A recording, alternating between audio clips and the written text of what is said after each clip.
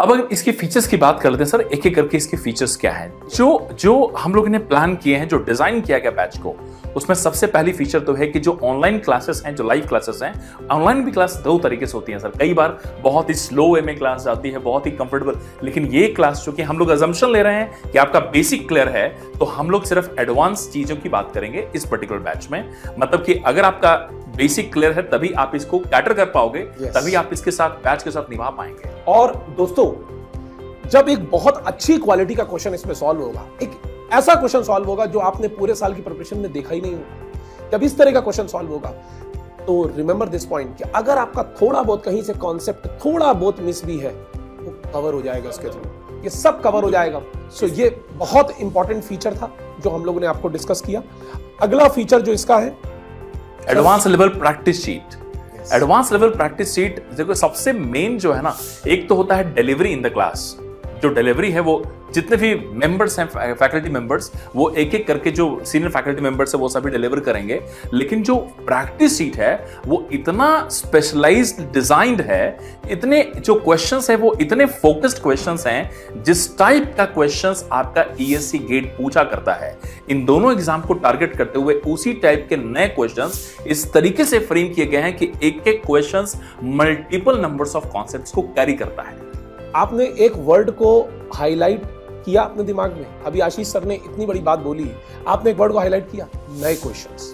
अब मैं आपको इसका मतलब बताता हूं, नए क्वेश्चंस का मतलब क्या है। चाहे आप गेट के पेपर में अपीयर हो, इंजीनियरिंग सर्विसेज के पेपर में अपीयर हो, आप किसी भी competitive examination in this field appear हो, आप इस बात को हमेशा मान लें, 20 to 25% क्वेश्चन ब्रांड न्यू होते हैं। ब्रांड न्यू का मतलब जो क्वेश्चन कॉन्सेप्ट के अंदर होता है, सिलेबस के अंदर होता है, लेकिन वो क्वेश्चन आपने पहले लगाया नहीं होता, वो आपको कहीं PYQ में नहीं मिलता, प्रीवियस ईयर क्वेश्चंस में नहीं मिलता, कहीं वर्कबुक में नहीं मिलता। आपको लगता है आपने इतने क्वेश्चंस लगा लिए, यार ये बिल्कुल नया फ्रेम होके आया है। यही तो एग्जामिनर, यही तो पेपर सेटर की आर्ट है। जो प्रोफेसर्स पेपर्स को सेट करते हैं, वो 20 to 25% क्वेश्चन इसीलिए नए देते हैं कि वो चेक करते हैं कि आपका एप्लीकेशन कितना स्ट्रांग है, क्योंकि किए हुए क्वेश्चन में कहीं ना कहीं बाइसिंग होती है।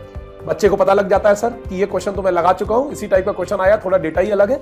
लेकिन जब वही क्वेश्चन घुमा के एक नई लैंग्वेज में आता है, एक नए फ्रेम में आता है, जो आपने पहले कभी नहीं देखा है, वही आपकी रैंक देता है। सिलेक्शन तो बाकी क्वेश्चन देके चले जाते हैं, लेकिन रैंक उन्हीं नए क्वेश्चन से मिलती है जो बच्चे उनको सॉल्व कर देते हैं। नहीं, ये बात भी समझना बहुत जरूरी है सर कि अगर आप सिर्फ एवरेज जो कॉमन क्वेश्चंस हैं, जो बेसिक चीजों को कंसीडर करता है, अगर उसको सॉल्व करके जाओगे तो आप कभी एवरेज जनता से ऊपर आ ही नहीं पाएंगे। अगर आपको ऊपर आना है तो उस अनकॉमन एरिया, अनकॉमन क्वेश्चंस के साथ डील करना सीखना पड़ेगा, and that is why this batch for. दोस्तों, एक बात हमेशा ध्यान रखना, कोई भी competitive examination, it is not a selection process, it is a rejection process. आप इस बात को समझो, आप कोई चीज 100 बार करते हो, 100 बार में आप 99 टाइम्स सक्सेसफुल हो जाते हो और एक बार आपका फेलियर है, तो लोग क्या बोलेंगे? You are a successful. आप जो काम करते हो उसमें आपको सक्सेस मिलती है। तो किसी भी इवेंट की जो मेजर हैपनिंग होती है, जो उसका अकरेंस होता है, जो मेजर अकरेंस होता है, वही उसकी कैरेक्टरिस्टिक्स डिजाइन करता है।